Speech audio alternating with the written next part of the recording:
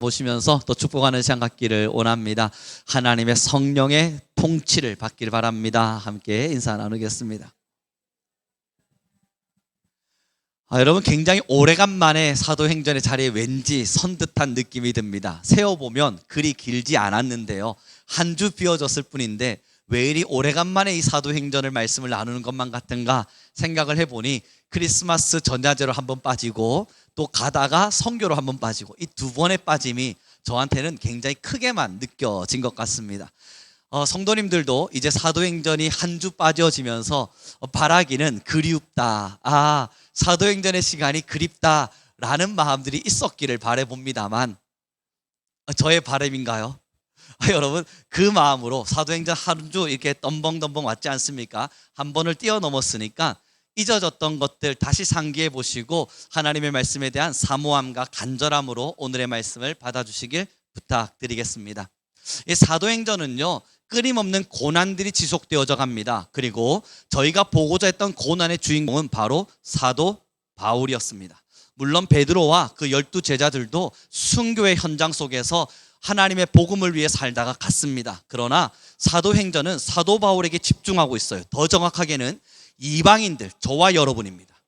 이스라엘 민족이 아닌 다른 이방인들에게 복음을 전하기 위해 그때를 살아냈던 사도 바울이, 그와 함께 동력했던 많은 사람들이 얼마나 많은 고난을 받으며 이 복음의 씨앗을 뿌렸는지를 보여주고 있는 겁니다.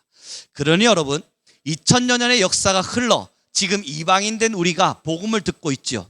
그리고 이 뒤에 서서 우리가 주목해 봐야 되는 것은, 나라고 하는 사람이 이 복음을 듣기까지 그때 그 2000여 년 전에 그 사람들이 얼마나 고달프게 하나님의 말씀 앞에 순종하며 살았는가, 그것을 주목하셔야 됩니다. 그리고 여러분, 우리 사도행전을 시작할 때 저는 제목을 이렇게 정했었어요. 제목 한번 띄워주실래요? 함께 보겠습니다. 없나요? 증인들, 그리고 그들의 길, 우리의 응답. 그들은 이방인에게, 하나님을 모르는 사람들에게, 그리고 우리에게 복음을 전하기 위해서 그들의 길을 보여주었습니다. 우리에게 사도행전이란 말씀을 통해서 그들이 어떤 길을 걸었는지를 보여주었어요. 우리는 충분히 그들의 길을 배울 겁니다. 들을 거고 알 겁니다. 그리고 심표 찍고 나서 뒤에 기록해 두었죠. 우리의 응답. 그럼 이제 우리는 어떡하겠냐고요. 그랬구나, 사도 바울이 그렇게 열심히 살았구나, 나 한 명 살려보자고, 이렇게 이방 민족에게 복음 한번 뿌려보자고 그렇게 열심히 살아주었구나, 그렇게 고개 끄덕이는 정도가 우리의 응답은 아닐 겁니다. 그들의 길을 보는 이유는 그들의 그 길 뒤에 나도 따라가야만 하기 때문이에요. 우리의 응답도 그들의 길을 따라가기 위한 순종이 있길 바랍니다. 우리 옆 사람에게 이렇게 고백합시다. 우리는 응답해야만 합니다. 그리고 나서 보니까 여러분, 사도 바울의 저번 주 말씀을 통해서 보았지 않습니까? 매를 맞았어요. 이제 죽었는 줄 알고 버려버렸어요. 그랬더니 그가 툴툴 털고 다시 일어나서 그 성 안으로 다시 들어가 복음을 전하고, 거기서 멈추지 않고 죽은 것만 같았던 아팠던 몸, 많은 사람들로부터 고통당해서 시체인 줄 알고 버려버린 그 사람이 상처를 끌어안고 그 사막 바람을 이겨가며 또 다른 다소라고 하는 지역을 향해서 복음을 전하기 위해서 가는 그 걸음, 그것을 여러분 기억해 주셔야 됩니다. 우리의 응답은 어떻겠습니까? 주변 사람들에게 복음을 전했는데 전하지 말라네요. 어떻게 해야 되죠? 우리가 하나님의 복음을 누군가에게 전달했는데 그들이 하나님의 복음 듣기 싫다 그러네요. 이제 어떻게 해야 되죠? 더 정확하게 나를 보도록 하죠. 나도 하나님의 음성 들었는데, 하나님의 복음 들었는데 나도 하나님의 말씀대로 살기 싫다 그러네요. 어떻게 해야 되죠? 하나님의 음성이 우리 안에 주어졌고 하나님의 말씀은 끊임없이 우리에게 주어진 바 되었는데 우리는 끊임없이 하나님의 말씀을 배척해요. 때로는 비신앙인처럼, 무신론자들처럼 하나님을 없는 사람 취급해요. 하나님에게 없는 존재와 같이 그렇게 취급하기도 합니다. 여러분, 많은 사람들에게 전도하다 보면요, 뭐라고 말하냐면 자기는 하나님 있는 거 믿는데요, 자기는 하나님을 있다는 거 믿는답니다. 그래서 제가 교회 가자 그러면 안 간대요. 하나님이 있다는 건 믿지만 교회는 안 가겠대요. 그럼 저는 이야기합니다. 하나님이 있다는 걸 믿으신다면 교회 하나도 괜찮습니다. 그러나 성경을 꼭 읽어보시고 궁금하시거든 연락 주십시오. 여러분 단 한 번도 연락 받아본 적 없습니다. 읽지 않는다는 거예요. 다시 말해서 하나님이 계신다는 것을 인정할 줄은 몰라도 하나님의 말씀에 순종하지 않는 거예요. 그들과 교회는 나와 있지만 하나님의 말씀은 듣지만 그러나 내 생각대로 움직여가며 하나님의 말씀대로 순종하지 않는 누군가의 신앙인가 별반 다를 차이가 없습니다. 동일한 사람들이에요. 하나님의 인정하심이 있다면 나도 하나님의 말씀 앞에 응답하고 그들의 길을 따라 걸어가야만 해요. 사랑하는 성도 여러분, 이제 우리는 이 사도 바울의 오늘의 행적 하나를 보게 될 겁니다. 같이 읽어보도록 하죠. 함께 읽겠습니다. 15절의 말씀, 14절과 15절입니다. 같이 읽겠습니다. 시작.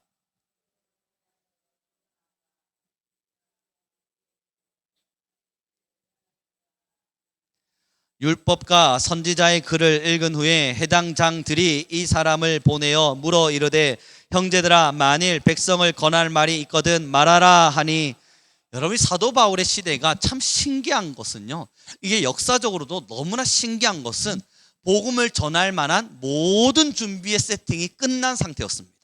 이상하죠. 사도 바울이 섰던 그 시대는 이제는 이방인들에게 전 세계에게 복음이 전달될 만한 준비가 다 되어 있었어요. 첫째, 헬라니즘 문화를 통해서 공통 언어가 형성되어 있었습니다. 알렉산더 대왕이 전 세계를 제패하죠. 기원전 4세기부터 기원 후 4세기까지 그때 당시 여러분 온 세계 공용어 뭔지 아십니까? 맞추시는 분 제가 돈 드릴 수 있는데 100원 정도 있나요? 모르겠어요. 하여튼 여러분 뭔지 아세요?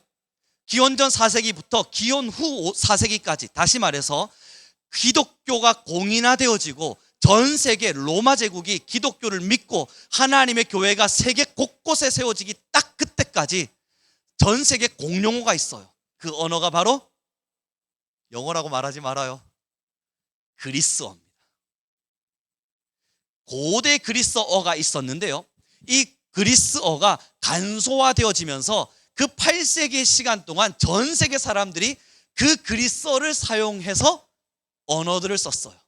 그러니 여러분 사도 바울이 이방 아무 때나 가서 복음을 전해도 복음을 전할 수 있었습니다. 전 세계 공용어가 있었으니까. 이 그리스어 하나로 코니아 고리스어라고 이야기하는데 뭐 거기까지는 모르셔도 됩니다. 그리스어가 고대 그리스어와 다른 간소화된 그리스어로 전 세계 공용어로 사용되기 시작했어요.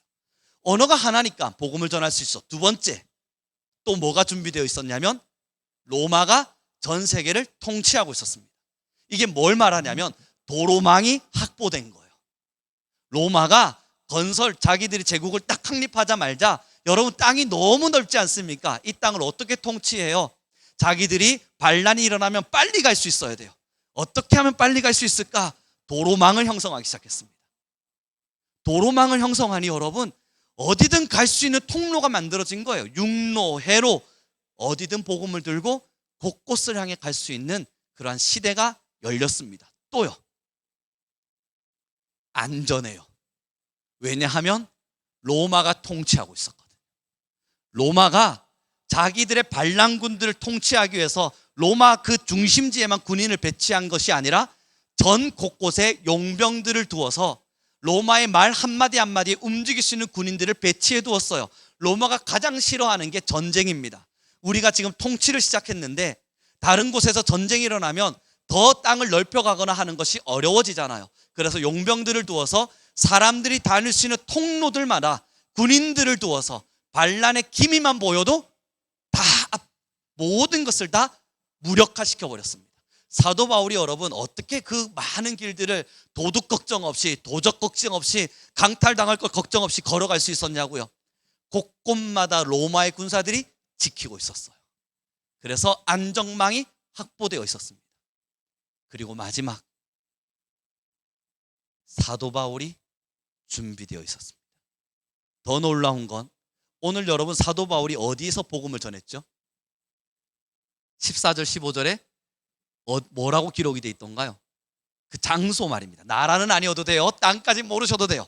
그러나 복음을 전했던 장소가 나왔죠. 거기는 땅입니다. 그 땅에 어디에 들어갔습니까? 해당에 들어갔어요. 여러분, 해당이 뭐냐면요, 바벨론 포로기 때 이제 하나님을 섬겼던 유대인들이 바벨론으로 들어가서 포로 생활을 하다 보니 하나님을 섬길 수 없지 않습니까? 그래서 성전을 떠나 있는 사람들이 해당을 만들어서 지역 사람들끼리 하나님의 말씀을 강론하고 우리가 하나님의 말씀을 잊지 말자 하며 만들었던 작은 모임의 공동체들이 바로 해당이었고요. 해당장은 해당의 모임이 할 수 있도록, 많은 사람들이 모일 수 있도록 자신의 집을 비워둔 사람이 바로 해당장이에요. 그 해당장이 자신의 집을 비워서 해당을 만들고 사람들을 모일 수 있도록 해주었습니다. 그것이 역사가 되어서 전 세계 곳곳에 흩어진 디아스포라라 그러는데요, 디아스포라 유대인들이 해당을 만들고 전 세계 곳곳에, 교회는 아니에요, 해당이 이미 만들어져 있었습니다. 전 세계 곳곳에 하나님의 말씀을 알고자 하는 사람들의 모임이 유대인들을 중심으로 그 외에 이방인들에게까지도 들어와서 해당 안에서 모임을 가질 수 있었습니다. 그것이 어떻게 기록되냐면 이렇게 기록됩니다. 함께 보도록 하죠. 16절입니다. 같이 읽겠습니다. 시작.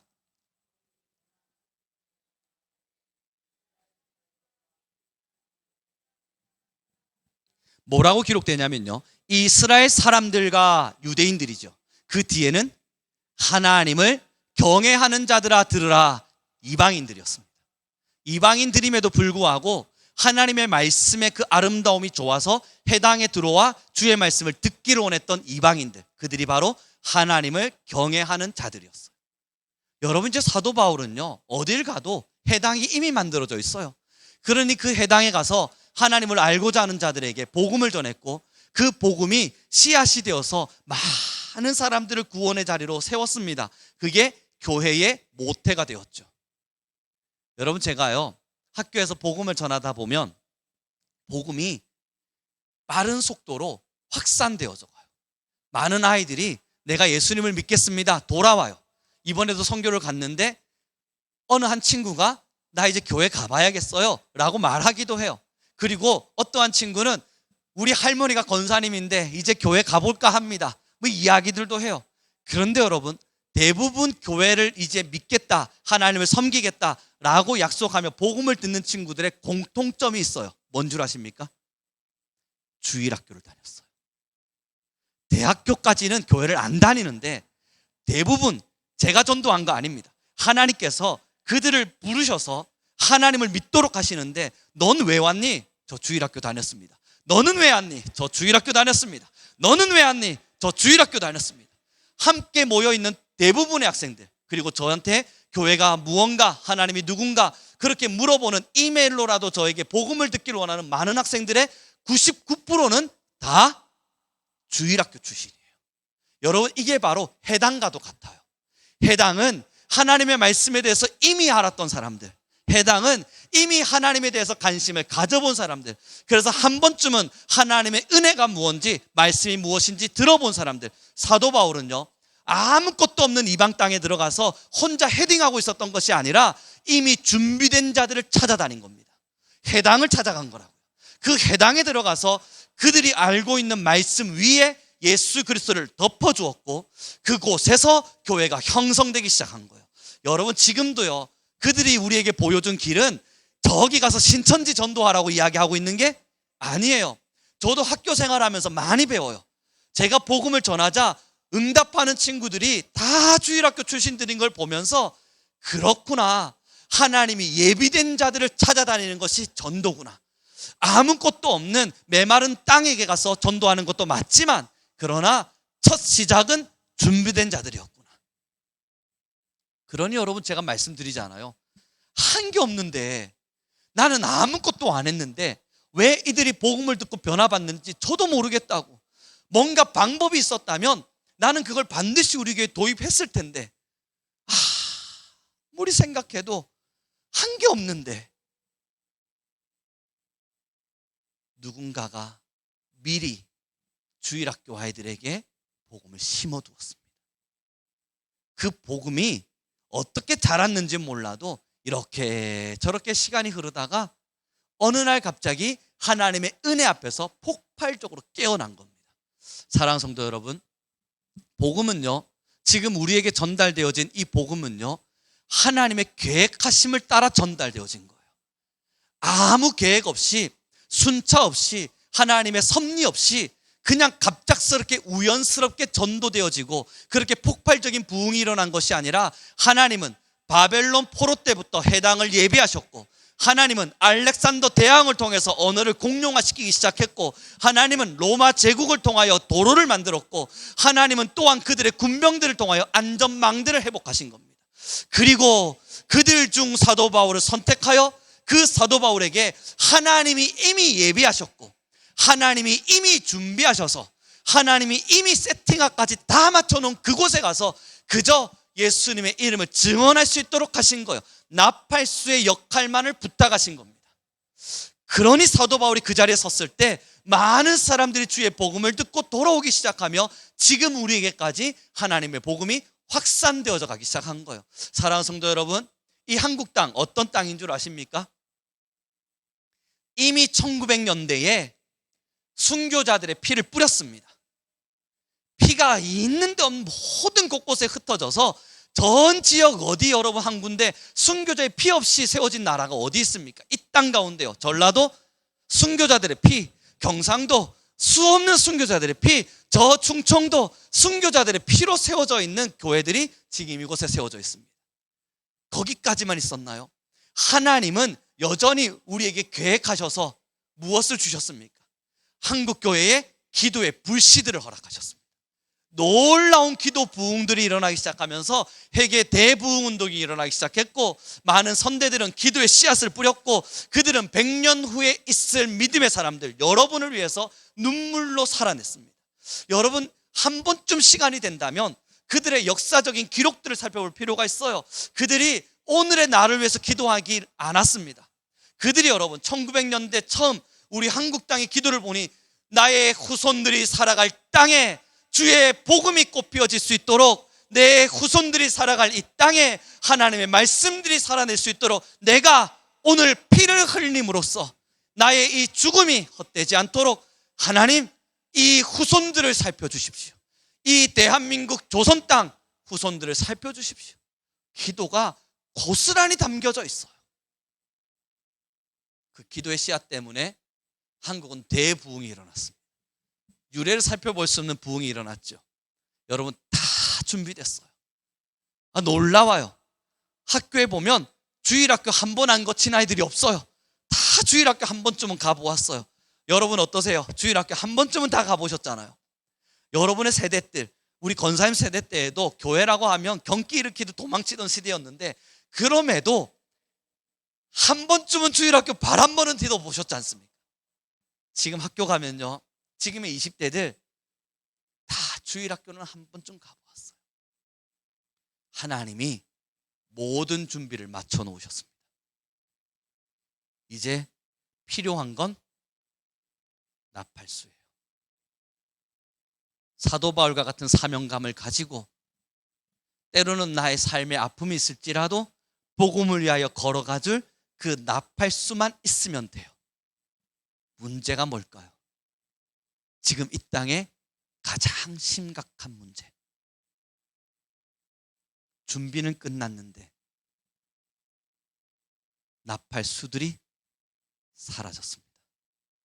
모두가 다 죽어가는 영혼을 바라보고 이방 민족을 향하여 뿌려졌던 씨앗의 복음의 아름다움의 꽃들을 보기보단 여전히 하늘을 바라보고만 했습니다. 우리의 믿음의 선대들은 하나님의 은혜를 받았으면 이제 옆 주민과 이웃과 후대와 후손과 나의 친구들을 바라보았는데, 지금 우리의 문제는 나팔수가 되기를 거절하고 여전히 하늘만 쳐다보고 있습니다.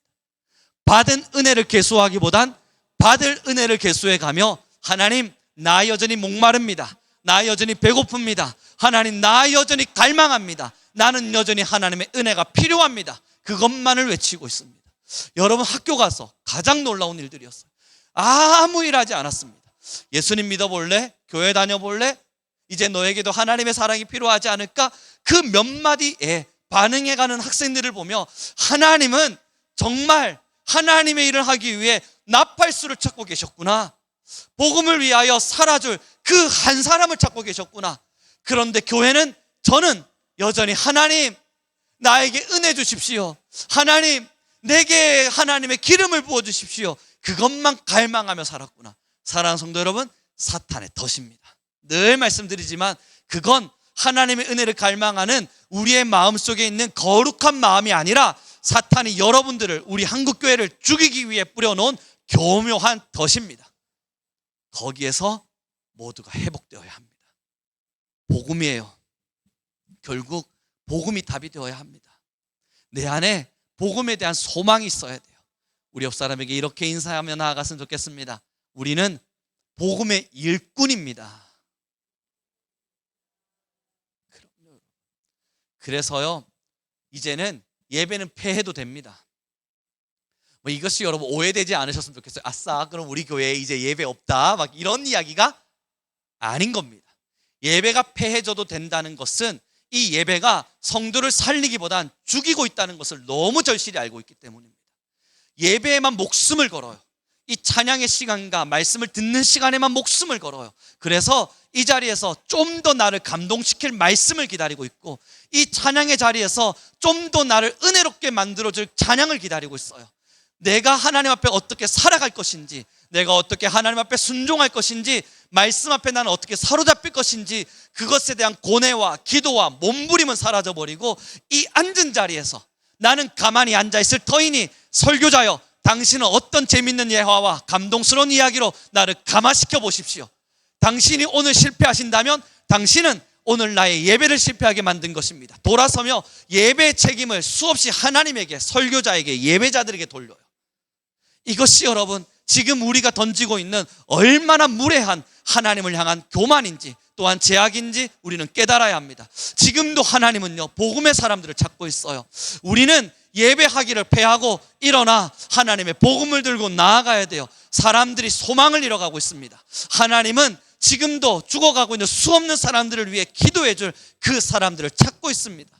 사랑하는 성도 여러분, 이미 받은 사랑입니다. 그 이미 받은 사랑 여전히 갈망만 하고 있다면 그 여러분 무엇을 더 드려야겠습니까? 구원을 받았는데 또 다른 은혜를 구한다면 주님은 무엇을 주어야만 감동이 되겠습니까? 그 생각이 요즘 제 안에 참 많이 찾아 들어옵니다. 구원의 은혜가 저에게 이미 주어졌어요. 하나님의 천국의 은혜가 제 마음속에 주어져서 그 놀라운 은혜는 날마다 저를 살아가게 합니다. 그런데 어린 시절, 때로는 철 모르던 시절, 저는 신앙의 자리에서 구원의 은혜보다 또 다른 은혜를 갈망했습니다. 목말랐어요. 아무리 기도해도 제 마음이 채워지지 않는 것 같았습니다. 하나님을 아무리 찾아도 허무함과 허망함, 때로는 알 수 없는 고갈된 상태만 제 안에 있었습니다. 무엇 때문일까? 날마다 고뇌해 보았을 때 정답 하나를 찾았어요. 구원의 은혜, 그것이 전부임을 모르는 저는 구원의 은혜를 배제해버린 채 더 큰 은혜를 달라고 기도하고 있었어요. 나를 더 뜨겁게 움직일 수 있을 만한 은혜를 달라고 기도했어요. 이미 구원을 받았는데, 그것이 하나님이 우리에게 주시고자 했던 소망이었고 하나님이 우리에게 주고자 했던 유일한 꿈이었는데, 그것은 포기해버리고 다른 걸 구하고 있어요. 하나님, 내가 목마릅니다. 은혜 주십시오. 하나님, 나를 만나 주십시오. 이제는 알겠어요. 구원보다 더 큰 은혜는 없습니다. 구원보다 더 뜨거운 사랑은 없습니다. 그러니 구원의 은혜를 만끽할 수 없다면, 구원의 은혜가 여러분들을 감동시킬 수 없다면, 하나님의 복음이 여러분들을 구원하셨다는 사실이 오늘의 나를 무릎 꿇게 하지 못한다면, 그 나를 구원하신 주님의 사랑이 오늘을 나가 예배해야 될 충분한 이유가 되지 않는다면, 여러분 무엇을 갈망하시든 어떤 답도 찾지 못하실 겁니다. 그러나 날 구원한 사랑, 나를 하나님의 백성 삼아주신 이 놀라운 것이 진짜 은혜가 되고 놀라운 사랑이 되어 내 마음과 내 심장을 두드릴 때, 그제서야 이제 더 큰 은혜를 바라지 않음을 선포하며 내가 받은 구원 저들에게도 나누기 위해 우리의 손을 펼칠 겁니다. 사랑하는 성도 여러분, 이제는 나팔수가 필요합니다. 이제는 찬양을 잘하는 찬양 인도자가 필요한 게 아닙니다. 진짜 나팔수가 필요합니다. 어떠십니까? 로스앤젤레스의 저 불길들을 바라보며 여러분 어떤 마음을 여러분 가지셨어요? 그 댓글들을 보니까 두렵다, 위험하다, 정말 말세인가? 종말인가? 외쳐지더라고요. 저는 거기에 댓글 하나를 쓰고 싶었습니다. 하나님의 기다림이다. 무엇 때문이겠습니까? 여러분, 이러한 시대들을 보며 무서워하고 두려워하는 마음이 아니라 이제 우리는 가야겠구나. 이젠 정말 복음의 나팔을 더 뜨겁게 선포할 때가 되었구나. 이젠 내 입술을 주저할 만한 시간이 아니구나. 여러분, 복음이 필요한 시간이 되었습니다. 힘껏 복음을 위해 살아줄 사도 바울의 바통을 받아줄 사람이 필요합니다. 전부 다 주저하고 계시면 안 되지 않아요? 여러분, 신앙생활 해보시니까, 저도 해보니까 사도 바울이 이제 바통을 뒤로 탁 넘겼어요. 그랬더니 우리의 청교도의 믿음의 신앙인들이 그 바통을 받았습니다. 그래서 청교도의 신앙인이 그 뒤로 딱 넘겼어요. 그랬더니 우리의 믿음의 많은 선대들 중에 정말 하나님의 사람들이 그 바통을 받았어요. 그리고 나서 그 바통을 다시 뒤로 넘겼더니 1907년도 대부흥운동, 우리나라의 수없는 선교사들이 그 바통을 받아다가 그 의사라고 하는 위대한 직업을 포기하고 자신들의 자녀들의 삶을 포기하고 자신들의 젊음의 화려했던 시간들을 뒤로하고 이 척박하고 버려진 저주받은 땅, 조선 땅에 왔어요. 그래서 그 바통을 여전히 연명해 가면서 복음을 심었고 복음의 끝을 날렸어요. 그래서 그렇게 꽃을 피웠는데 이제 이 바통을 들어다가 그 다음에 후대에게 딱 전달했더니 요즘 한국 교회에 많이 팽배하게 이야기되어지는 이야기들이 뭔지 아세요? 나는 못합니다. 그 바통은 넘겨졌는데 나는 그 그릇이 되지 못합니다. 나는 그 정도를 감당할 수 없습니다. 더 무서운 건 뭔지 아세요? 나는 기도하지 않습니다. 혹여 내가 기도하면 하나님이 거기까지 나를 시키실까 봐, 하나님이 거기까지 나보고 순종하라 말씀하실까 봐 나는 안 합니다. 우리 모두의 고백이잖아요. 더 말씀 앞에 들어오면 그 바통을 쥐는 순간 버려지기 아깝잖아요. 명예를 버려야 하고 돈을 버려야 할 수도 있고 내 삶이 포기돼야 될 수도 있어요. 이게 너무너무 아까워서 복음의 은혜보단 이것을 더 부여잡기 위해 우리는 복음을 모른 척 하잖아요. 적당히는 가겠습니다. 난 사역자는 아니니까요.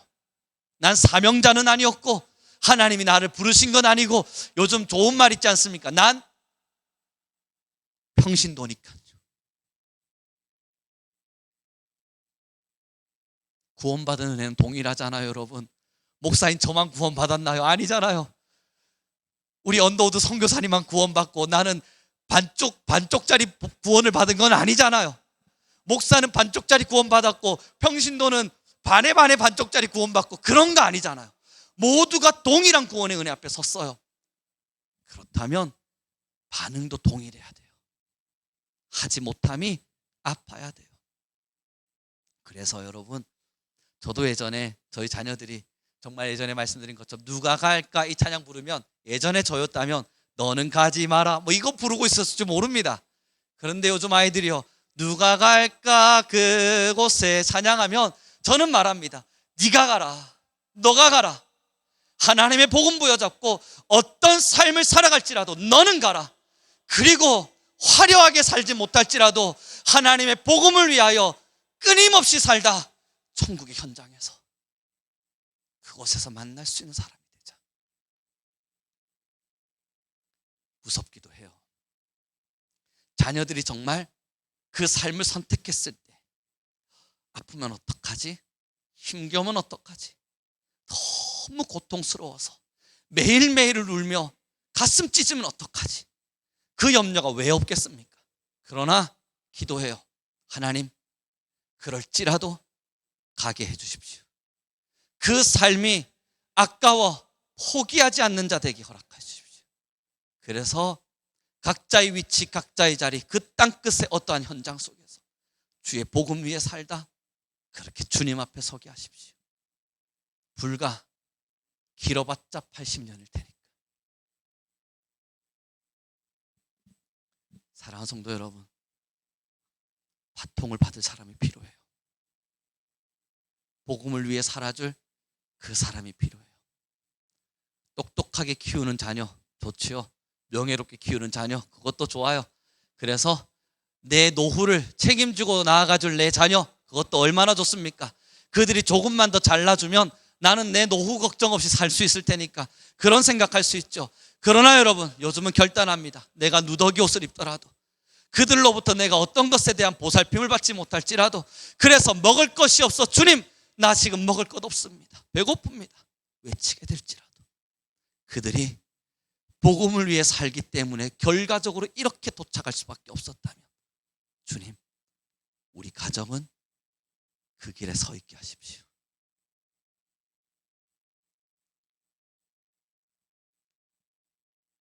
함께 바통을 이어받읍시다.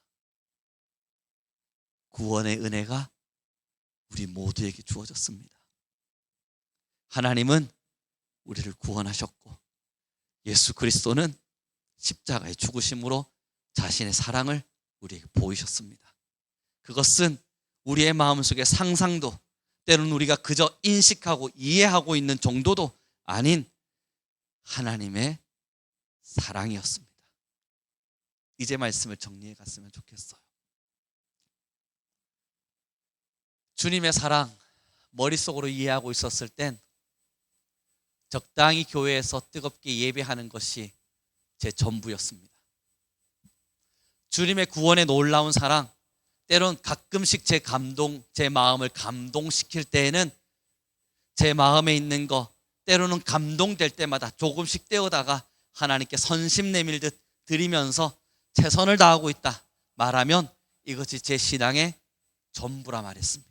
그리고 하나님도 이 정도의 제 마음을 기뻐 받아주시기를 그렇게 기도했습니다. 구원이 저를 사로잡았습니다. 구원이 아닌 다른 더 큰 은혜를 소망했던 제가 아니라 더 큰 은혜는 없다는 것을 깨달았고 더 놀라운 사랑도 없다는 것을 깨달았고 구원은 이미 모든 것의 완성이요 은혜의 완성이었고 사랑의 완성이었다는 것을 깨닫고 그 구원으로 인해 목회하고 하나님을 섬기기 시작했습니다. 그랬더니요 여러분 매일매일이 부끄럽습니다. 왜 이렇게까지밖에 못했을까? 왜 난 좀 더 뜨겁게 하나님을 예배하지 못했을까? 나는 왜 좀 더 뜨겁게 하나님께 기도하지 못할까? 나는 왜 좀 더 복음을 위해서 힘있게 살아내지 못할까? 구원이 저의 전부가 되는 순간 제 인생과 삶은 매일의 부끄러움 앞에 서 있습니다. 주기철 목사님의 일대기의 기도문엔 나같이 못난 자라는 기록이 있습니다. 그는 못나지 않았습니다. 그는 누가 봐도 못나지 않은 위대하고 멋진 신앙인이었습니다. 그런데 그는 그 감옥의 현장 속에서 그 어마어마한 고통을 당함에도 나같이 못난 자가 주님의 이름을 부를 수 있음을 감사했습니다. 왜 그랬을까? 저는 그가 좀 특별한 은혜를 받았다 생각했죠. 사도 바울은 하나님의 말씀 부여잡고 자신을 향하여 내가 죄인 중에 괴수라 말했습니다. 그는 괴수가 아니에요. 누구보다 멋진 신앙을 살아내어 성경의 3분의 2를 차지했고 수없는 교회들을 세워 지금의 이방인들에게도 하나님의 복음이 선포될 수 있는 통로를 만든 사람이에요. 그런데 그가 왜 괴수이냐고요? 이제 그들의 마음을 이해하기 시작했습니다. 복음이었구나. 그들은 구원에 완벽히 사로잡혀 있었구나. 내가 받은 구원의 은혜 이거보다 더 큰 은혜가 없다는 것을 철저히 깨달았고 그 구원의 은혜를 사로잡고 살았으니 그들은 부끄러웠구나. 사랑하는 성도 여러분, 우리 동일한 은혜를 받았습니다. 같이 구원의 은혜의 길 앞에서 주님을 향해 나아갑시다. 이 시간 우리 함께 기도하기로 원하는데요, 같이 기도할 때에 하나님, 내가 구원의 은혜를 소멸시키지 않게 하십시오. 내가 받은 이 놀라운 구원의 은혜를 가벼이 여기지 않게 허락하여 주십시오. 하나님, 내가 받은 이 구원의 은혜를 경솔히 대하지 않게 하여 주십시오. 그러므로 내가 받은 이 구원의 은혜의 크기를 알고 이 구원의 은혜의 전부에 완성되었음을 깨달을 수 있는 영적인 지혜가 있게 하여 주십시오. 우리 주여 한번 부르시고 간절히 기도하며 나아가겠습니다. 주님.